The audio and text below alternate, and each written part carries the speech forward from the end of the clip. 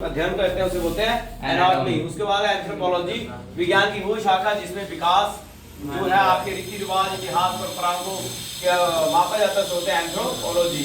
उसके बाद है एस्ट्रोलॉजी, ये शरीर ये विज्ञान मानव के जीवन पर विभिन्न नक्षत्रों पर यानी कि नक्षत्र जो होते हैं आपके बाहर जो नक्षत्र हैं उसे हम बोलते हैं एस्ट्रोलॉजी। क्या बोलते हैं? एस्ट्रोलॉजी। उसके बाद है जो खगोलीय पिंड है, अगर हम बात करें एस्ट्रोनॉमी यानी कि जो आप ज्योतिष आप करते हैं वो जो है वो सारे के सारे खगोलीय पिंडों का जो हम अध्ययन करते हैं उसे बोलते हैं हम एस्ट्रोनॉमी। उसके बाद है आपकी जो है सीरोनोमिक्स, ये टेक्नोलॉजी की वो शाखा है जो चिमनी मिट्टी के बर्तन को बनाते हैं। कॉस्मोलॉजी, समस्त ब्रह्मांड के अध्ययन को हम क्या बोलते हैं? कॉस्मोलॉजी। बहुत बार पेपर में आ चुका है। इकोलॉजी, विज्ञान की वनस्पतियों के पर्यावरण को जो स्टडी हम करते हैं उसे बोलते हैं इकोलॉजी। एंटोमोलॉजी, जंतु विज्ञान की वो शाखा जो कीट पतंगों का अध्ययन करती है। उसके बाद है जियोलॉजी, भू विज्ञान और उसकी बनावट संरचना को जो जिसके बारे में हम पढ़ते हैं उसे हम बोलते हैं जियोलॉजी। क्या बोलते हैं? जियोलॉजी। उसके बाद है आपकी जीरोटोलॉजी और उसमें हम बोलते हैं वृद्धावस्था से संबंधित अध्ययन होते हैं उसे हम बोलते हैं जीरोटोलॉजी कहते हैं। हॉर्टिकल्चर, फल फूल और साग सब्जियों के अध्ययन को हम बोलते हैं हॉर्टिकल्चर। आगे है हाइड्रोपैथी, इस विज्ञान में पानी के रंगों पर की चिकित्सा को जो है उसे बोलते हैं हाइड्रोपैथी। क्या बोलते हैं? हाइड्रोपैथी। जैसे रंगों की चिकित्सा उसे बोलते हैं क्रोमोलॉजी। क्या बोलते हैं? क्रोमोलॉजी। क्रोमैटोग्राफी, सॉरी हॉरोलॉजी है स्मेर नापने वाला विज्ञान है। मैमोग्राफी है स्त्री में पाए जाने ब्रेस्ट कैंसर के अध्ययन को हम बोलते हैं। उसके बाद है आपके यहाँ पे आप देखें तो ये है आपका पोमोलॉजी। क्या है? न्यूरोलॉजी, मानव शरीर की जो नाड़ियां हैं उनकी स्टडी को हम बोलते हैं न्यूरोलॉजी। आइडोनोग्राफी, दांतों के अध्ययन को ऑर्डोनोग्राफी कहते हैं। ऑर्थोनोलॉजी, विज्ञान पक्षी संबंधी जैसे पक्षियों के अध्ययन को हम क्या बोलते हैं? और ऑर्निथोलॉजी। क्या बोलते हैं? ऑर्निथोलॉजी। ऑस्टियोलॉजी हम बोलते हैं प्राणी विज्ञान की इस शाखा में जिसमें हड्डियों का अध्ययन किया जाता है। पोमोलॉजी, विज्ञान फलों के अध्ययन को हम क्या बोलते हैं? पोमोलॉजी। सिस्मोलॉजी, विज्ञान की वो शाखा जो भूकंप के अध्ययन को करती है। बहुत बार पेपर में आ चुका है क्वेश्चन, उसको बोलते हैं हम सिस्मोलॉजी। इस एस्थेटिक्स, इस शाखा के अंतर्गत सौंदर्य के बारे में हम पढ़ते हैं उसे बोलते हैं हम एस्थेटिक्स। और उसके बाद बोलते हैं हम एस्ट्रोफिजिक्स, जो नक्षत्रों के भौतिक रूप के अध्ययन के बारे में पढ़ा जाता है। उसके बाद है कैलिस्थेनिक्स, यह शरीर के सौंदर्य शक्तिवर्धक जो व्यायाम होते हैं उसके बारे में होता है। उसके बाद है आपका कॉस्मोगोनी जो है ब्रह्मांड अंतर्गत ब्रह्मांड उत्पत्ति सिद्धांत का अध्ययन है। और इसके अध्ययन में एक सबसे बड़ी थ्योरी जो लाई गई वो थी बिग बैंग। क्या थी? Big bang. Big bang theory से ब्रह्मांड की उत्पत्ति के बारे में जानने की कोशिश की गई। आगे है हीलियोथेरेपी, सूर्य के प्रभाव से चिकित्सा की प्रक्रिया को हम बोलते हैं हीलियोथेरेपी। आगे है लेक्सिकोग्राफी, ये शब्द को संकलन को लिखने की कला है, शब्द को उसको लिखने की कला को हम बोलते हैं लेक्सिकोग्राफी। उसके बाद है न्यूमरोलॉजी, 3-4 बार पेपर में आ चुका है, अंकों के अध्ययन को हम क्या बोलते हैं? न्यूमरोलॉजी। उसके बाद है आपका न्यूमिसेमेटिक्स, इसे हम बोलते हैं इस विज्ञान की शाखा को पुराने सिक्कों का अध्ययन उसे बोलते हैं न्यूमेनिस्टिक्स। क्या बोलते हैं? न्यूमेनिस्टिक्स। और उसके बाद है हमारे पास फिकोलॉजी, इस ध्यान से शैवालों के अध्ययन को हम बोलते हैं फाइकोलॉजी। क्या बोलते हैं? फाइकोलॉजी। यानी कि फिकोलॉजी। क्या बोलते हैं? फाइकोलॉजी। सेरिकल्चर, ये शाखा रेशम के कीड़े पालन और रेशम के उत्पादन के लिए होती है, इसे हम बोलते हैं सेरिकल्चर। क्या बोलते हैं? सेरिकल्चर। आगे है हिप्नोलॉजी, नींद के अध्ययन को हम क्या बोलते हैं? हिप्नोलॉजी। आगे है टैक्सिकोलॉजी, इस अंतर्गत हम विषयों के बारे में अध्ययन करते हैं। आगे जो है वो थोड़ा सा छोटा सा टॉपिक है, जैसे चिकित्सा संबंधी आविष्कार। विटामिन की खोज किसने की? किसने की थी? उसका विटामिन बी की, उसका विटामिन डी की, हाँ होम्योपैथी की, ओपन हार्ट सर्जरी की, उसके बाद परगनली की, क्लोरोफॉर्म की। क्लोरोफॉर्म का फार्मूला क्या होता है? CHCl3। क्या होता है? CHCl3। इसमें क्या होता है? क्लोरोफॉर्म। क्या होता है? क्लोरोफॉर्म। CCl4 होता है, तब वो वहां पे आएगा। उसके बाद हम बात करें यहाँ पे तो डायबिटीज की खोज किसने की? मेडिंग ने। पोलियो की खोज किसने की? बैक्टीरिया की खोज किसने की? मलेरिया की खोज किसने की? विटामिन ए की किसने की? विटामिन सी, हृदय रोपण, दर्द रोग गोलियां, इंसुलिन, चेचक का टीका, TV, penicillin, BCG, urine carbonate और रक्त परिवर्तन और पेशिश। उसके बाद आ गया आपके प्रमुख चिकित्सा उपकरण पेसमेकर।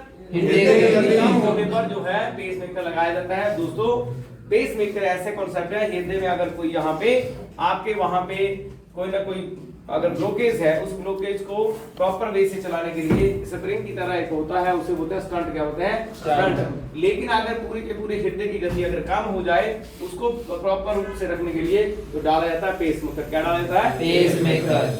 और उसके बाद है आपका सीटी स्कैन। ये पूरे चीज को विकृति के पता लगाने के लिए जो है सीटी स्कैन लिया जाता है। क्या लिया जाता है? CT scan. आ गया इलेक्ट्रोकार्डियोग्राफ, हृदय संबंधी असमानताओं का पता लगाने के लिए।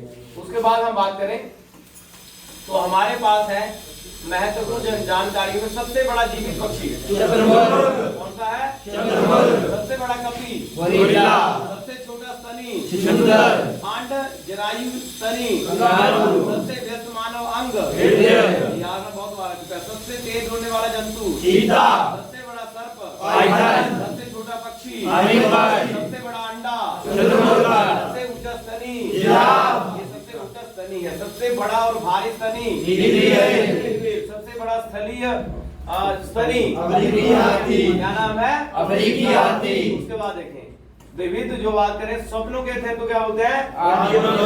मनुष्य के सौंदर्य के अध्ययन को क्या बोलते हैं? हृदय के रक्त माप करने की क्षमता 4.5 लीटर प्रति मिनट होती है, यानी कि इतना तेजी से पंप करता है कि आपके प्रति मिनट में 5.5 साढ़े 4 लीटर रक्त जो है वो पंप कर देता है। इतनी स्ट्रॉन्ग मशीन आपके अंदर है। पेंसिलिन नामक प्रतिजैविक पेंसिलिन नामक का कवक से प्राप्त किया गया। ये जो पेंसिलिन का टीका है ये प्रतिजैविक पेंसिलिन के कवक से ही निकाला गया। संसार का सबसे बुद्धिमान कौन है? होमिनिड। कौन है? होमिनिड। उसके बाद एल्ब्राटिस सबसे बड़ा समुद्री पक्षी है। बच्चे के हृदय की धड़कन मनुष्य व्यस्त व्यक्ति से क्या होती है? ज्यादा। क्या होती है? ज्यादा। ये था दोस्तों इसके विषय में भी पढ़ा हमने। इसके पूरी जो शाखाएं हैं उसके बारे में पढ़ा। शाखाएं, विभिन्न शाखाएं कैसे काम करती हैं उसके बारे में पढ़ा। उसके बाद जो है तो जो खोजें हैं प्रमुख जो जीव विज्ञान में उसके बारे में हमने पढ़ा। और जो ज्यादातर ऑपरेटर्स यूज की जाते हैं जैसे ईईजी है, ईसीजी है, जो हृदय के लिए क्या होती है? ईसीजी, दिमाग के लिए ईईजी, और सीटी स्कैन जो है पूरे शरीर को स्कैन करता है। एमआरआई मैग्नेटिक रेजोनेंस इमेज जो पूरे शरीर की बारीकी के साथ अध्ययन करता है उसे क्या होते हैं? एमआरआई। हमने ऐसे ऑपरेटर्स यहाँ पे पढ़े। उसके बाद अगर हम बात करें तो हमारा अगला जो टॉपिक है अनुसंधान केंद्र। भारत की अगर बात की जाए तो भारत में भारतीय अंतरिक्ष अनुसंधान जो केंद्र है वो खुला 1962 में। हमारे से पहले ये खुल गया था पाकिस्तान में, लेकिन आज देखो पाकिस्तान का जो रिसर्च सेंटर जो है वो वहीं का वहीं धराशायी है और भारत कई गुना आगे बढ़ चुका है। भारत की अगर बात करें, भारतीय अंतर्राष्ट्रीय अनुसंधान समिति का गठन 1962 में प्रसिद्ध वैज्ञानिक डॉक्टर विक्रम साराभाई भारतीय अंतरिक्ष कार्यक्रम के जनक जो थे वो, अगर ये क्वेश्चन कई बार आया पेपर में कि भारतीय अंतरिक्ष कार्यक्रम के जनक कौन थे तो वो कौन थे? डॉक्टर विक्रम साराभाई। और इन्होंने परमाणु ऊर्जा के विभाग के अंतर्गत भी कार्य आरंभ किया।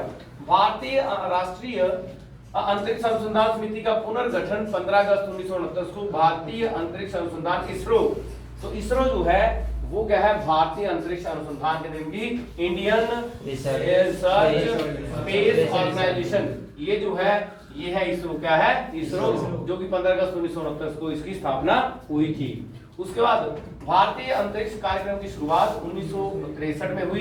तिरुवनंतपुरम सेंट मेरी मैकेडन चर्च के कमरे में हुई थी। 21 नवंबर 1963 को देश का पहला साउंडिंग रॉकेट नाइक एपाश अमेरिका निर्मित था। वो हमारा नहीं था किसका? अमेरिका को थुम्बा मुंबंदे रेखा के रॉकेट परीक्षण के पास प्रक्षेपित किया गया, यानी कि छोड़ा गया।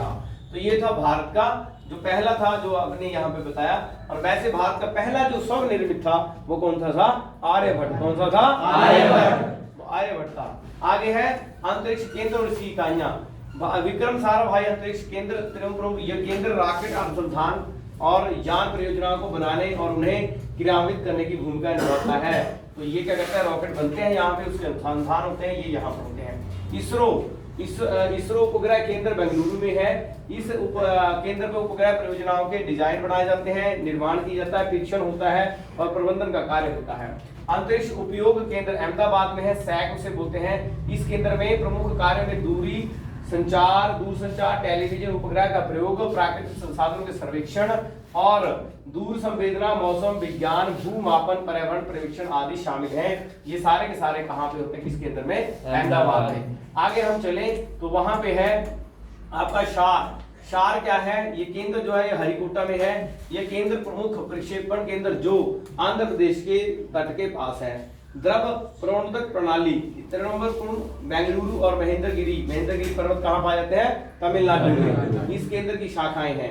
इसरो टेलीमेट्रो निगरानी नियंत्रण नेटवर्क कहाँ पर है, ये जो है आपका मुख्यालय जो है बेंगलुरु में है। कहाँ पे है, बेंगलुरु में। इसरो टेलीमेट्रो निगरानी केंद्र कहाँ पे है, बेंगलुरु में।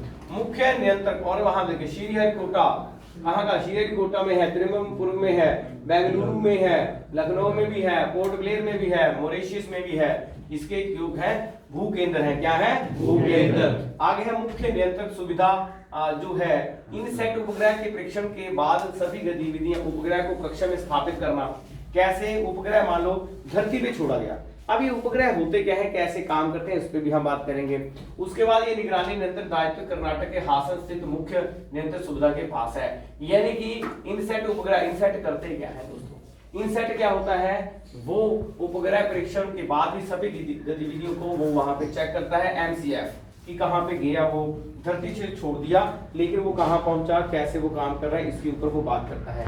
उसके आगे कहता है कि इसरो जड़त्व प्रणाली तिरुवनंतपुरम में है। इसरो की ये इस इकाई का मुख्य कार्य प्रक्षेपण यानों और उपग्रहों के लिए जड़त्व प्रणाली का विकास करना है। उसके बाद है आपकी भौतिक अनुसंधान प्रयोगशाला अहमदाबाद। अंतरिक्ष विभाग के अंतर्गत कार्यरत यह संसाधन अंतरिक्ष संबंध विज्ञान में अनुसंधान एवं विकास करने वाला प्रमुख राष्ट्रीय केंद्र है। आगे है राष्ट्रीय दूर संवेदी एजेंसी अहमदाबाद। अंतरिक्ष विभाग के अंतर्गत कार्यरत ये एजेंसी उपग्रह से प्राप्त आंकड़ों का उपयोग करके पृथ्वी के संसाधनों की पहचान, वर्गीकरण, निगरानी करने की जिम्मेदारी निभाता है। इस केंद्र का प्रमुख बालानगर में है, इसके अतिरिक्त देहरादून में भी इसका जो है पार्ट है। अगर हम बात करें तो हमारे पास जो है प्रमुख भारतीय उपग्रह, तो सबसे पहला जो भारत का अपना उपग्रह था उसका नाम क्या था, आर्यभट्ट। क्या था, आर्यभट्ट। फिर भास्कर 1 था, भास्कर 2 था, रोहिणी श्रृंखला, ये सारे के सारे थे। उसके बाद हम बात करें भारतीय राष्ट्रीय उपग्रह प्रणाली, राष्ट्रीय उपग्रह की उपग्रह जो भारत ने छोड़े, जैसे दूरसंचार है, और इसका जो है एशिया प्रशांत क्षेत्र में सबसे बड़ी घरेलू संचार उपग्रह प्रणालियों में से एक है। अगर इनसेट की बात करें तो भारत के जो इनसेट हैं उनके क्या काम करते हैं, भारतीय दूर संवेदी उपग्रह प्रणाली जिसमें आपकी मृदा है, जल है, भू, सागर, वानी, इनका सर्वेक्षण किया जाता है। दोस्तों ये है कि आखिरकार अनुसंधान केंद्र के ही बारे में ये बात कर रहा है। तो अनुसंधान केंद्र है अंतरिक्ष जगत की जो है उसमें जो काम किए गए उसको क्या क्या भारत ने किया, किस संस्था के अनुसार किया। इसरो की ही आगे जितनी भी मैंने वो शाखाएं पढ़ी सारी की सारी इसरो की हैं। कैसे वो एक जो अपना जो वहाँ पे वो उपग्रह लेके जाता है, सैटेलाइट वो लेके जाता है, जिस माध्यम से लेके जाता है, जैसे PSLV जो है भारत का जो है उपसेट, वो ले जाने का एक माध्यम है, एक यान है, और बाहर जैसे वो पृथ्वी के तट के बाहर वहाँ पे वो छोड़ देता है और वापस वो है हम यूज के काबिल हम भारतीय इसको करते हैं। भारतीय परमाणु अनुसंधान केंद्र, हम और भी अनुसंधान केंद्र पढ़ेंगे, लेकिन इसको जो सैटेलाइट है ये करता क्या है। सैटेलाइट आपके दूरसंचार आपने देखा, इलेक्ट्रोमैग्नेटिक वेव से फोन आप यूज करते हैं, इनसेट आप यूज करते हैं, जितनी भी चीजें आप यूज करते हैं वो सारी की सारी क्या है, वो आपका जो सेंटर है वो इसरो पर देखता है। कौन देखता है, इसरो। हाल ही में कुछ वर्ष पहले, 1-2 साल पहले ही भारत ने 103 कोरोना काल में 103 जो है एक विश्व रिकॉर्ड बनाया कि भारत ने 103 यान जो है उपसेट जो है सैटेलाइट जो है जो धरती के बाहर छोड़े, और वो सिर्फ अपने देश के नहीं थे, विभिन्न देशों के सैटेलाइट भी भारत ने छोड़े अपने दम पे, और ये एक विश्व रिकॉर्ड बनाया जो कि भारतीयों के लिए एक बड़ी ही गौरव वाली बात थी कि इसरो ने इतना बड़ा काम किया। भारतीय सैटेलाइट जो इसरो जो स्पेस सेंटर है उसने इतना बड़ा कीर्तिमान स्थापित किया। उसी के चलते आगे अगर हम पढ़ें तो वो है आपका भारतीय परमाणु अनुसंधान। भारत में भी न्यूक्लियर पावर है। भारत में जब पोखरण जो था, पोखरण का जो इन्होंने किया पोखरण में, जब 1999 में भी जो अटल बिहारी वाजपेयी थे इन्होंने किया था, हालांकि पूरे विश्व ने कहा था कि न्यूक्लियर जो है इसका आप नहीं कर सकते, लेकिन अटल बिहारी वाजपेयी ने किया था, जिसके बाद जो है भारत जो है सुप्रीम पावर के रूप में उभरा था। लेकिन परमाणु अनुसंधान की अगर बात करें तो डॉक्टर होमी जे भाभा की अध्यक्षता में 10 अगस्त 1948 को परमाणु ऊर्जा केंद्र की स्थापना की गई और ये ऊर्जा संसाधन भारतीय यात्रा इसकी आरंभ हो। परमाणु अनुसंधान एवं विकास के प्रमुख जो केंद्र हैं, सबसे पहले है वार्क, क्या है वार्क, जिसे बोलते हैं भाभा परमाणु अनुसंधान केंद्र, ये ट्रामे में है और इसका परमाणु के अनुसंधान केंद्र जो है वो क्षेत्र कार्यरत के देश के प्रमुख अनुसंधानों में एक है। उसके बाद इंदिरा गांधी परमाणु अनुसंधान, ये 1971 में तमिलनाडु के केंद्र की स्थापना की गई। इस केंद्र का प्रमुख कार्य फास्ट ब्रीडर रिएक्टर के रूप में अनुसंधान किया जाता है। उसके बाद है कैट, ये इंदौर में स्थापित है। प्रौद्योगिकी केंद्र मुख्य कार्य लेजर और त्वरकों के क्षेत्र में प्रौद्योगिकी का विकास करना है। अब परिवर्तनीय ऊर्जा सैटेलाइट VEEC, ये केंद्र परमाणु भौतिकी, परमाणु रसायन शास्त्र, विभिन्न प्रौद्योगिकी, रेडियो समस्थानिक उत्पादों के लिए यूज में लाया जाता है। इसका मुख्यालय कोलकाता में है। आगे आ गया परमाणु परीक्षण। सबसे पहले भारत ने 18 मई 1974 को परमाणु परीक्षण किया था और ये जो था भारत में स्वदेशी पहला परीक्षण था, और जो आपके पोखरण में हुआ था। पोखरण जो है वो आपके जैसलमेर राजस्थान में पड़ता है। कहाँ पे पड़ता है? जैसलमेर राजस्थान। पहले परीक्षण में 24 वर्षों के बाद पोखरण में 13 मई 1998 को परमाणु परीक्षण किया गया, जिसे शक्ति 98 का नाम भी दिया गया। भारतीय रक्षा प्रौद्योगिकी की अगर मैं बात करूं तो रक्षा अनुसंधान विकास में जो स्थापना 1958 में की गई, रक्षा अनुसंधान विकास संगठन, ये कई बार इसकी फुल फॉर्म भी आ चुकी है, DRDO जो है defence research and development organisation जो है, प्रमुख इसका महानिदेशक जो है रक्षा मंत्री, वैज्ञानिक सलाहकार होते हैं। इस संगठन का मुख्यालय कहाँ पे है? नई दिल्ली। कहाँ पे है? नई दिल्ली। आप देखेंगे रक्षा उत्पादन के जुड़े अब सार्वजनिक तत्व। अगर रक्षा प्रणाली की मैं बात करूं, आज भारत इतना समृद्ध हो गया है कि भारत ने अपने जो हथियार बनाना शुरू कर दिए हैं, और अभी हाल ही में अर्जेंटाइन जो अरबेजान कंट्री जो है, अरब कंट्री है, उसको जो है वो हथियार दे रहा है भारत। वहां से लगभग हमारे 2000 करोड़ की जो डील फाइनल हो रही है, और भारत जो है खुद के अपने हथियार बनाने जा रहा है, जो बहुत ही गवर्नमेंट करने वाली बात है। अब रक्षा प्रणाली, हिंदुस्तान एरोनॉटिकल का केंद्र कहाँ है? बेंगलुरु। भारत इलेक्ट्रॉनिक्स का केंद्र कहाँ है? बेंगलुरु। इसी के चलते यहाँ पे आप देखें तो भारत का प्रक्षेपण केंद्र जो है, अब इसमें आप देखेंगे भारत का अर्थ मूवर्स बेंगलुरु में है, मझगांव में डाक लिमिटेड मुंबई में है, गोवा शिपयार्ड लिमिटेड वास्कोडिगामा में है, भारत डायनेमिक्स हैदराबाद में, मिश्र धातु निगम हैदराबाद में, गॉर्डन रीच वर्कशॉप उसमें है। पेपर ऑफ पॉइंट व्यू से मैं बात करूं तो भारतीय प्रक्षेपण केंद्र, यहां से क्वेश्चन बनता है। क्वेश्चन कहां से बनेगा? आर्मी की अगर मैं बात करूं तो सबसे पहले अनुसंधान केंद्र इसरो की स्थापना कब हुई थी और कैसे, उसका भाभा एटॉमिक सेंटर कहां पर है, और न्यूक्लियर पावर का पोखरण का सबसे पहले जो था वो कब किया गया और कहां पे किया गया। ये 4 क्वेश्चन जो मैंने पहले कहे, ये इंपॉर्टेंट है आपके अग्निवीर पॉइंट ऑफ व्यू से। अगर मैं भारतीय प्रेक्षण केंद्र, ये जो है भारतीय तत्कालीन जो मंत्री इंदिरा गांधी थी 1983 में समय केंद्रित निर्देशक प्रशिक्षण यानी कि integrated guided missile development programme IGMDP की नींव रखी। इस कार्यक्रम का संचालन जो है वो DRDO ही करता है। इस कार्यक्रम के अंतर्गत क्षेत्रों की संक्षिप्त विवरण है, जैसे पृथ्वी है, त्रिशूल है, आकाश है, अग्नि है, नाग है। ये है क्या? इंटीग्रेटेड मिसाइल है। ये क्या है? इंटीग्रेटेड मिसाइल है। आज पूरे विश्व में सबसे ज्यादा अगर युद्ध करने का तरीका जो आसान है वो है मिसाइल। क्या है? मिसाइल। आप देखेंगे कि भारत को क्या सभी विश्व की जितनी भी सेनाएं हैं उनकी संख्या अब कम हो रही है, और अब जो युद्ध है वो तो या केमिकल युद्ध लड़े जा रहे हैं या न्यूक्लियर युद्ध लड़े जा रहे हैं। आप देखें रशिया और यूक्रेन के बीच युद्ध चला हुआ है। पहले तो सेना वहां पे लड़ने गई, अब सेना की बजाय वो हवा से ही ज्यादा युद्ध, जहाजों से जो है न्यूक्लियर जो है उनके एटॉमिक बम और जो जिनकी छोटी मोटी जो मिसाइलें हैं उनका यूज करके वो युद्ध लड़ रहे हैं। तो ये मिसाइल जो सिस्टम है भारत के पास ही बहुत ही स्ट्रॉन्गेस्ट मिसाइलें जो भारत की खुद की बनाई गई हैं, और उनमें जैसे धनुष है, सागरिका है। अगर मैं इसी के ऊपर आपको थोड़ा सा हल्का सा मैं इसको बताऊं यहाँ पिक के माध्यम से, आप देखिए जो DRDO में है, यहाँ पे जो आपका DRDO development research development organisation जो है, ये आपकी जो है रक्षा अनुसंधान विकास संगठन है। अगर बात करें Rudram air to air missile, air to surface, यानी कि एयर से कहां पे मारी जाती है, सरफेस पर। यहाँ पे पिनाका मल्टीपल रॉकेट लॉन्चर, ये रॉकेट लॉन्चर है। पिनाका एक क्या है, क्वेश्चन आ सकता है, पिनाका एक क्या है, तो वो क्या है, रॉकेट लॉन्चर है।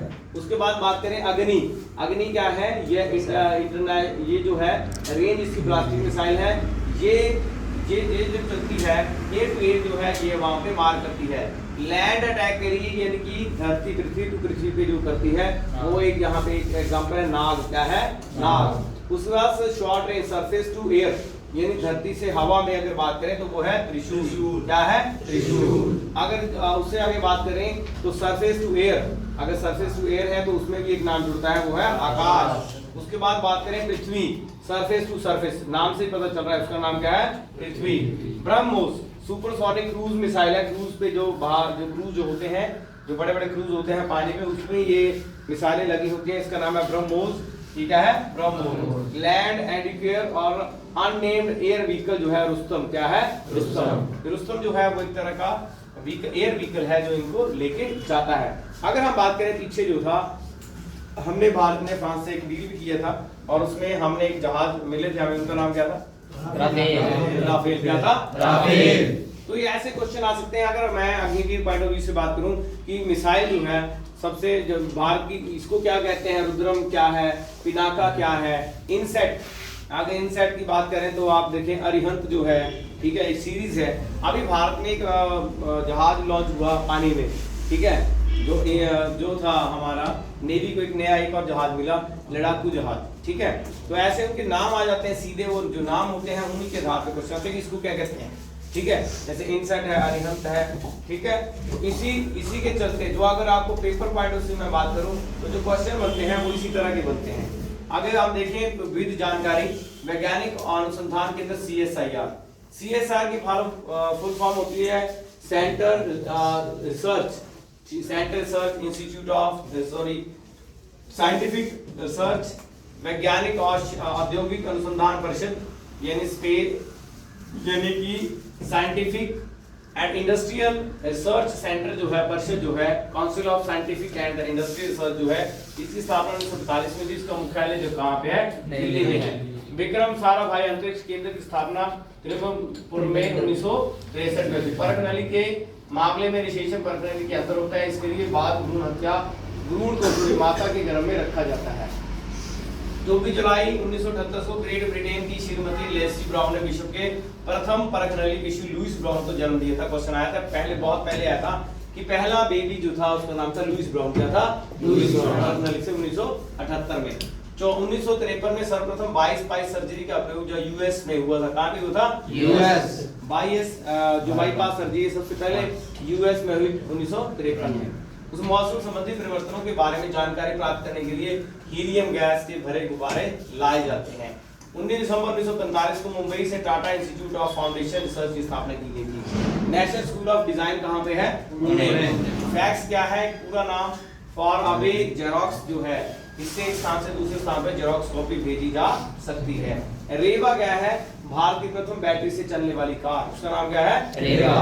सॉर्स रास्ते में निमोनिया के रूप में चर्चित घातक बीमारी सॉर्स यानी कि सीवियर एक्यूट सिंड्रोम के विषाणु को पैरामॉक्सिवायरस के रूप में चिन्हित किया गया। डेनमार्क में उन भारतीय उत्पादों को दिया गया। ये जो क्वेश्चंस हैं ये फैक्ट पे हैं, यानी कि ऐसे जो फैक्ट्स जो हैं वो आपको यूज में किए जाते हैं। अगर आपके जो क्वेश्चन आएंगे वो क्वेश्चन आपको कहां से आएंगे, मैंने आपको अभी बताया कि जो आपका इसरो सेंटर है वो कब बना, कैसे बना, उसके जो अध्यक्ष हैं वो, उसके बाद जो है जैसे हम बात करें तो वहां पे क्वेश्चन था मिसाइल मैन, भारत का मिसाइल मैन किसे कहा जाता है, अब्दुल कलाम जी को। किसको बोला जाता है, अब्दुल कलाम। अब्दुल कलाम को 1999 में जो थे वो इससे डीआरडीओ के सचिव भी चुने गए थे और उसके बाद में वो क्या बने थे, राष्ट्रपति। उन्होंने एक मुहिम भी चलाई थी एंटी करप्शन के लिए, युवाओं को जगाने के लिए उन्होंने एक वो भी चलाई थी, मुहिम भी चलाई थी। और इंडिया विंग्स फ्रीडम जो है वो भी उन्होंने किताब लिखी थी। ऐसी कई चीजें हैं जो है। राष्ट्रपति जो अब्दुल कलाम हैं जिन्हें मिसाइल मैन कहा जाता है, यानी कि अगर भारत में इंटीग्रेटेड मिसाइल का अगर बहुत तेजी से किसी ने काम किया तो उनका नाम था अब्दुल कलाम। क्या था, अब्दुल कलाम। ऐसे क्वेश्चन। उसके बाद मिसाइल जो है वो कहाँ पे, कैसे कैसे, या परीक्षा सत्र कैसे होते हैं, ये क्वेश्चन यहाँ पे आते हैं। तो जय हिंद।